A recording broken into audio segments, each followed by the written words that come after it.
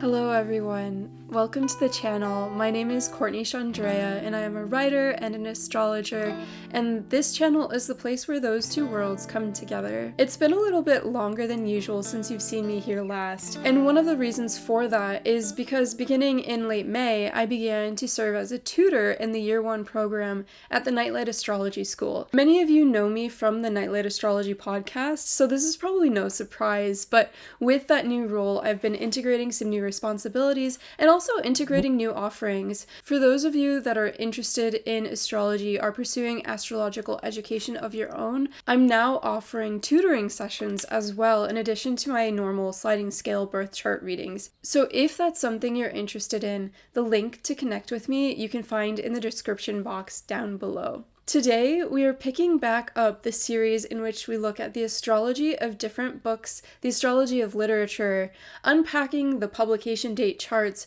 of a book, using that to sift through the symbolism and themes showing up in the book, both as a way of getting deeper into our astrological learning, as well as getting deeper into the stories that are available to us in this beautiful, rich tradition of literature here on Earth. For today's book, we're looking at Haruki Murakami's Norwegian Wood. Now, before we begin to look at the chart, the first thing we always want to do is ground the context in the actual story. I'm going to give you a little bit of a summary of the novel as a starting off point. That way, once we do pull up the chart and begin to explore some of the imagery, we have a resonant field already built. Talking about Mars and Virgo on its own sake can be rather boring, but once we have the context of the story, suddenly that Mars and Virgo becomes alive. And so this is one of the reasons why we start always with the context. Now, in forming that context, one of my primary goals is to avoid touching on any spoilers. I want these videos to be enjoyable both for people who have already read the book and are perhaps interested in approaching it from another layer of symbolism, as well as for people who have not read the book, are curious about it, and are wondering if this is a book that would be good for them. But I am going to have to talk about things that actually happen in the book. So while I'm avoiding any major spoilers, I am going to be talking about characters, I'm going to be talking about major themes, I'm going to be talking about dynamics that occur between them. So if you're the kind of person who doesn't want to hear anything about a book before you read it, stop right now, do not watch the rest of this video, go grab the book, read it, come back, then take in the symbolism. You'll find a lot of value here.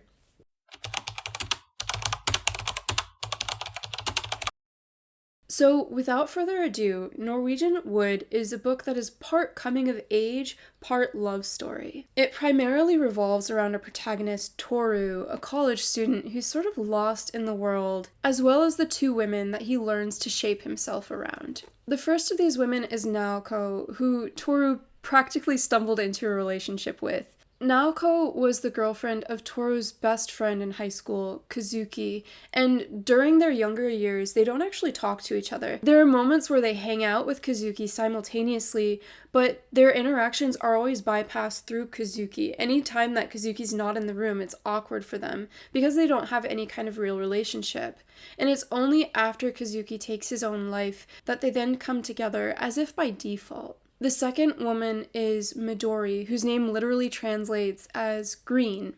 Midori is a fellow student in Toru's history of drama class. Midori is edgy, bold, and she's not afraid to voice what she wants. She stands in stark contrast not only to Naoko, but also to Toru in some ways. Throughout the novel, Toru feels split between the devotion and responsibility that he feels towards Naoko and the intimacy and vivacity that he feels in relationship with Midori. Ultimately, this novel, Norwegian Wood, is primarily an explanation of what it means to love somebody. With that foundation covered, now we can pull up the chart and see what sort of symbols are speaking to this novel. Okay, so here's the chart. If you've seen any of these videos before, you know that basically what I'm doing is just plugging in the publication day, the first day that the book has ever been published for. So in the case of Norwegian Wood, this book was first published in Japan before it was ever translated into English. So that original publication date for when it was published in Japan is September 4th, 1987. I put our location for Tokyo, and then I set our time always at 8 a.m. This is an arbitrary number that I came up with as like the first maybe time in which a bookstore is open and the public can actually have access to the book. This is an arbitrary thing, and usually I'm not looking at houses in unpacking these charts anyways, unless you have something crazy radical, something that's really loud and speaking, as was the case in the East of Eden chart that I unpacked here on the channel a couple of months ago. Now in this chart for Norwegian wood, I wasn't finding the house placements particularly striking, so for now we're gonna ignore those. What we're interested in primarily are the planets, the signs where they're located, and the aspects that they make to other planets. I'm looking for loud dynamics, points of focus that arise in the chart, and then I begin to unpack them and relate them to what I've read in the story. One caveat that I should lay down before we begin to unpack that symbolism, though, is that there are a million ways in which to approach any given birth chart. What pops out to me might not be the thing that pops out to you. So if you have something that you're seeing here and you would like to elaborate that on the comments down below, you're totally welcome to do that. This is meant as a conversation starter, as a way of presenting the fact that these publication date charts have so much richness and meaning to offer to the stories, and helping us get to the heart of what these stories are doing for us and moving for us in our lives. So as I mentioned, there's a million ways in which we can see this chart. Even for me, like, there are things that I see in this chart. Take this Mercury in Virgo, for example. This Mercury is a really loud Mercury because it's both exalted and in domicile. And I have a theory about what this Mercury is representing here, but for the basic summary of the novel, what I gave you already, and the sorts of things that I picked up on in my initial read, it just didn't feel as significant. Like, for sure, this Mercury is playing a significant role. For sure, the character that I feel it represents plays a huge, significant role in the scope of the novel. But for the sake of brevity, for the sake of time, I'm not going to get into that. Now, if you see this Mercury and you have inclination of who I might be referring to in talking about this, domiciled, exalted Mercury in the 12th house. I mean, I did say we're not doing houses, but if you have any inkling of who this might be, I want to hear your guesses, because this is a really fun character, but also just not somebody I'm going to touch on because I have to think about time and how many tangents I'm going to go off of in the course of this video. We're going to keep things brief and punchy. With that being said, before I unpacked anything, the first thing I noticed with this chart is this huge Virgo stellium. Really interestingly, right off the bat, yes, we've got this Mercury. We also have Mars and Venus co-present on either side of the sun, and both Mars and Venus are really close to the sun by degree, and this is a condition that we call combustion. When a planet is within 8 degrees of the sun, the planet is said to be combust. And just judging by that word alone, you can probably guess this isn't necessarily a good thing. A planet that is combust is obscured by the light of the sun. So many of our symbolic meanings of the planet comes from a time in which the planets themselves were tracked by naked eye in the sky. And when a planet is this close to the sun, it becomes literally invisible. You cannot see the planet within 8 degrees of the sun because the light of the sun obscures it. And so this becomes symbolic in our sense of these planets and how they're playing in this chart. With Mars and Venus separated by the sun, and in such close degree to the sun, there's a way in which they have real difficulty expressing themselves. They have real difficulty in seeing their own light and seeing each other's light. And the fact that this Mars as our archetypal masculine energy and Venus as our archetypal feminine energy are separated from each other. They can't really see each other. They can't really see themselves. This feels so resonant with that story of Naoko and Toru, almost obscured by the light of their friend Kazuki, who is spoken of as this sort of prodigal child. He was brilliant, he was charismatic, he was super popular. People loved him, including Naoko and Toru. By their love of him, there was a way in which they were almost blinded to themselves and certainly blinded to each other. This condition seems to follow Naoko and Toru even after Kazuki's death. I have a passage that I would like to share with you that really clearly illustrates this exact theme. This passage opens on page 4 when Toru is reflecting on his relationship with Naoko more than 10 years later. He's reflecting on one of the highest moments of their relationship. This is what he has to say. Now, that meadow scene is the first thing that comes back to me. The smell of the grass, the faint chill of the wind, the line of the hills, the barking of a dog. These are the first things, and they come with absolute clarity. I feel as if I can reach out and trace them with a fingertip. And yet, as clear as the scene may be, no one is in it. No one. Naoko is not there, and neither am I. Where could we have disappeared to? How could such a thing have happened? This is a really interesting image regarding that Mars-Venus combustion. Throughout the book, Toru is said to struggle seeing his own heart, and at one point Naoko confesses that her experience of happiness and beauty have become convoluted, and in their place she finds herself grappling with things like fairness, honesty, and universal truth. Speaking of universal truth, we might look to this Saturn in Sagittarius. The Saturn in Sagittarius is interesting because it's forming a square with this Venus in Virgo. Now, one thing I didn't mention in talking about this dynamic with Mars and Venus is that Venus in Virgo is in her fall.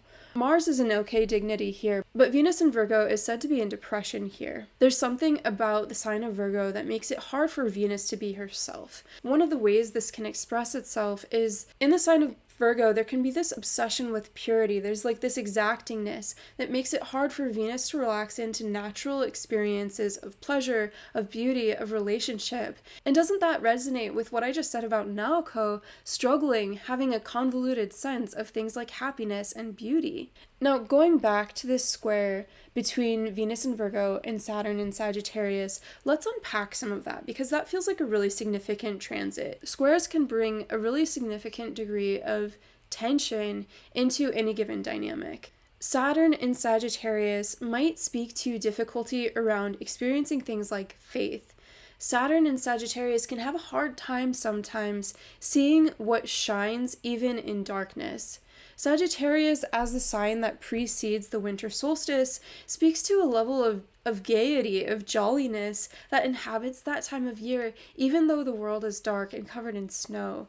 And so having Saturn, this really heavy planet that is sometimes counterposed against Jupiter, in this place of Sagittarius, might speak to some sort of veiling of that sense of security, of rightness, of joy that still exists as the smallest kernel, as a hearth in the fireplace when the world outside is bleak. Saturn in Sagittarius, though, on a positive side, can just as well speak to a quality of faith or universality around things that are dark and heavy. Here's another passage from the book that highlights this theme. On page 25, we have Toru's perspective as he reflects on the loss of his friend. The night Kazuki died, however, I lost the ability to see death and life in such simple terms.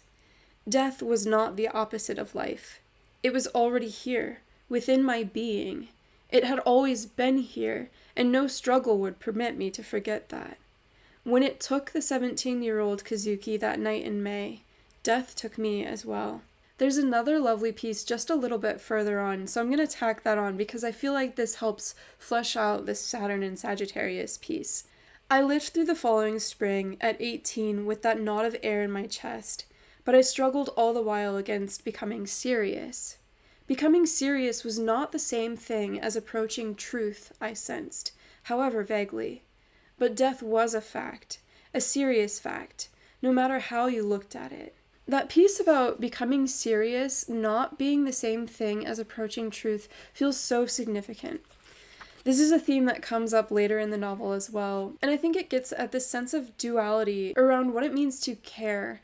How do we bear the weight of our love, of our grief? How much is too much? How much prevents us from being fully present in the world and continuing to care for those people that continue to grab our hearts? It's almost as if this sense of becoming serious is an indulgence in its own right. There's a way in which becoming serious, as Toru implies here, changes you altogether and prevents you from being totally embodied, totally tapped into the world and the people that you care about. This tension certainly presents itself around Naoko's story and the way that Toru internalizes it for his own sake. So while Venus in Virgo has a square with Saturn in Sagittarius, we can see that Mars too has a really interesting outer planet aspect. This Mars is in sextile with Pluto in Scorpio. Pluto in Scorpio to me here, as it aspects Mars, represents the crux of transformation in this novel. Sextiles are harmonious aspects. They're said to be of the nature of Venus. Venus, being our lesser benefic, brings a quality of levity to her dynamics. There's a sense in which a sextile presents itself as like an everyday kind of blessing. Sextiles appear as small moments in the grand scheme of things, but they ultimately play a really vital role in shifting the course of direction or uplifting the quality of the scene somehow. With Pluto and Scorpio, we're talking about transformation and subversion taking place in the feminine domicile of Mars. Pluto in Scorpio doubles down on the theme of death. Scorpio is a place of renewal, but it's the kind of renewal that requires sacrifice. Scorpio brings really heavy compost energy. It's about something giving way for something new to be born out of it. In Scorpio, we also find a willingness to pursue what one wants. Scorpio is said to be the sign of the hunter, and Scorpio is really good at lying in wait for when the moment is ripe and striking before the moment is lost. And there's a way in which these two significations can weave together, that sense of renewal through sacrifice, as well as a willingness to feed and support one's own being. Midori makes this really clear for Toru when Toru eventually learns her secret, that all the while she's been attending school and flirting with Toru, she's also been tending her dying father. Here's what she has to say about that experience. On page 186, Midori says, "You can't really take care of a sick person unless you eat right. You never know when you're going to have to miss your next meal, so it's important to eat when you can. Relatives come to visit and they eat with me here, and they always leave half their food just like you. And they always say, 'Oh, Midori, it's wonderful you've got such a healthy appetite. I'm too upset to eat.' But get serious. I'm the one who's actually here taking care of the patient. They just have to stop by and show a little sympathy. I'm the one who wipes the shit and takes the phlegm and dries the body off. If sympathy was all it took to clean up shit, I'd have 50 times as much sympathy as anybody else." Midori makes it clear that the sacrifice of Virgo, the concern of right action, of doing things well and properly and in an ethical way, only goes so far. If you really want to sustain and really show up and be willing to clean up the shit, you have to feed yourself. You have to take care of yourself. And that might look like putting food into your body, but it might also look like pursuing the things that you want. By the wisdom of Pluto in Scorpio, through his split feelings for Naoko and Midori, Toru finally realizes that the split between selfishness and loving someone is not so clearly defined. I hope you enjoyed this breakdown. If you saw something popping out in this chart and you would like to share it with us, please drop it in the comment section below. If you've read Norwegian Wood before, I would love to hear how this breakdown resonated with your experience of reading the novel. If there's another book that you would like for me to unpack in this way, you can drop that in the comments below as well. Lastly, if you really enjoyed the way that I broke this down and told this story, and you would like for me to read your birth chart in this way as well, and connect the symbols in relation to your own lived experience, you can connect with me one-on-one. I'm offering sliding scale birth chart readings. I'm also offering recorded readings for folks that are a little camera shy or too busy to connect one-on-one. All of those things can be found in the links in the description box down below. Thank you so much for sticking around, and I can't wait to see you next time. Bye-bye.